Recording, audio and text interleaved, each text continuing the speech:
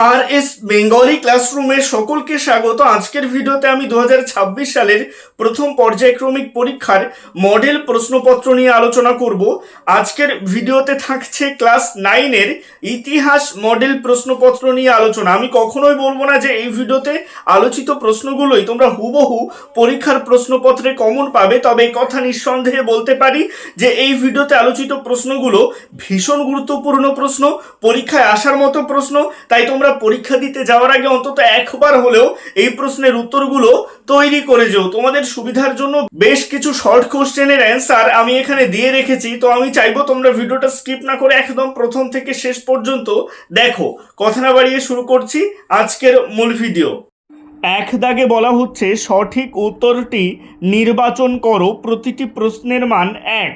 এখান থেকে মোট 10টি প্রশ্নের উত্তর লিখতে হবে। একের এক দাগের প্রশ্ন, আমি ই রাষ্ট্র উক্তিটি কার? উত্তর হবে চতুর্দশ লুই এর।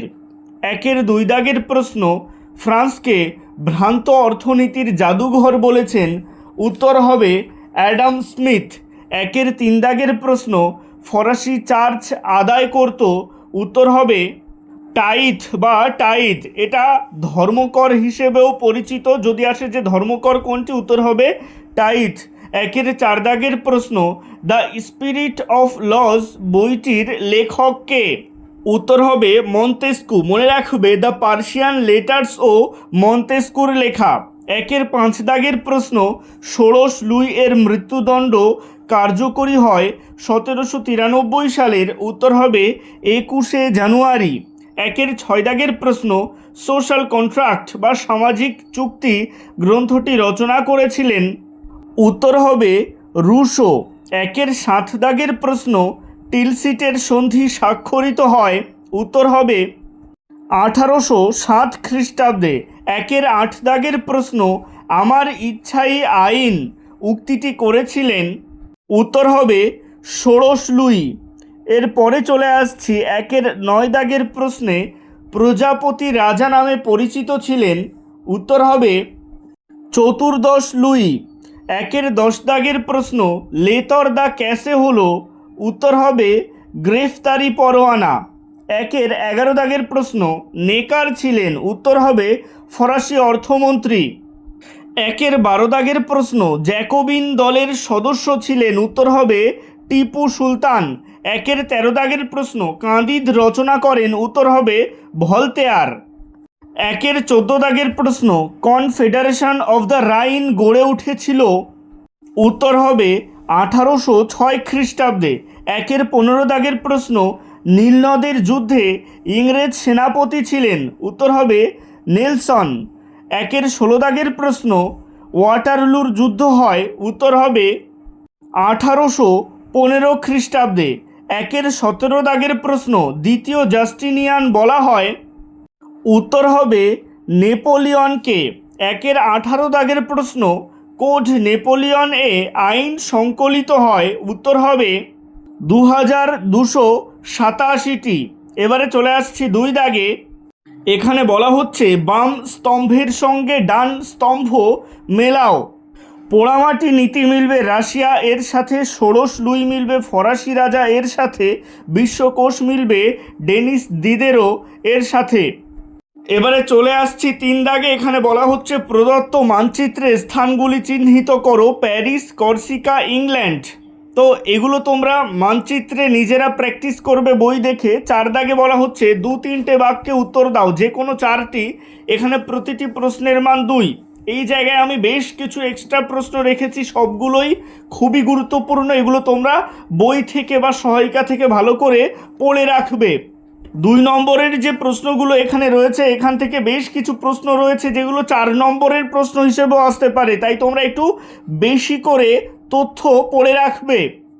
4-এর 1 দাগের প্রশ্ন, দৈব রাজতন্ত্র বলতে কি বোঝো? 4-এর 2 দাগের প্রশ্ন, শাঁ কুলোথ কাদের বলা হতো?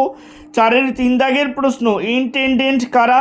4-এর 4 দাগের প্রশ্ন, টেনিস কোর্টের শপথ কি?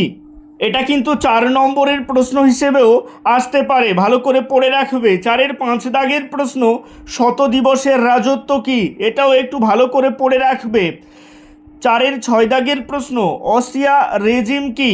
4-এর 7 দাগের প্রশ্ন, সেপ্টেম্বর হত্যাকাণ্ড কি? 4-এর 8 দাগের প্রশ্ন, লাল সন্ত্রাস কি? এখান থেকে শত দিবসের রাজত্ব, এটাও 4 নম্বরের প্রশ্ন হিসেবে আসতে পারে। 4-এর 9 দাগের প্রশ্ন, পোড়ামাটি নীতি কি? এটা খুবই গুরুত্বপূর্ণ প্রশ্ন, ভালো করে পড়ে রাখবে। 4-এর 10 দাগের প্রশ্ন, দ্বিতীয় ফরাসি বিপ্লব কি? 4-এর 11 দাগের প্রশ্ন, কনসুলেটের শাসন বলতে কি বোঝো? 4-এর 12 দাগের প্রশ্ন, নেপোলিয়নকে বিপ্লবের ধ্বংসকারী বলা হয় কেন? এটা 4 নম্বরের প্রশ্ন হিসেবেও আসতে পারে। আবার নেপোলিয়নকে বিপ্লবের সন্তান বলা হয় কেন? এটাও 4 নম্বরের প্রশ্ন হিসেবে আসতে পারে। আবার এই দুটো প্রশ্ন একসাথে 4 যোগ 4 8 নম্বরের প্রশ্ন হিসেবেও আসতে পারে, ভালো করে পড়ে রাখবে। 4-এর 13 দাগের প্রশ্ন, ফরাসি বিপ্লবের কটি আদর্শ ও কি কি? এটা ভালো করে পড়ে রাখবে। 4-এর 14 দাগের প্রশ্ন, সন্ত্রাসের শাসন বলতে কি বোঝায়?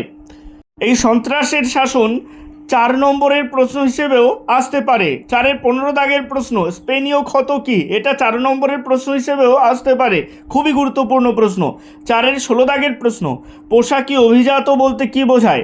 4-এর 17 দাগের প্রশ্ন, কনফেডারেশন অফ দ্য রাইন কেন গঠন করা হয়েছিল? এটাও ভালো করে পড়ে রাখবে। এবারে চলে আসছি 5 দাগে। এখানে বলা হচ্ছে নিম্নলিখিত প্রশ্নগুলির 7-8টি বাক্যে উত্তর দাও, প্রতিটি প্রশ্নের মান 4। এখান থেকে মোট 2টি প্রশ্নের উত্তর লিখতে হবে।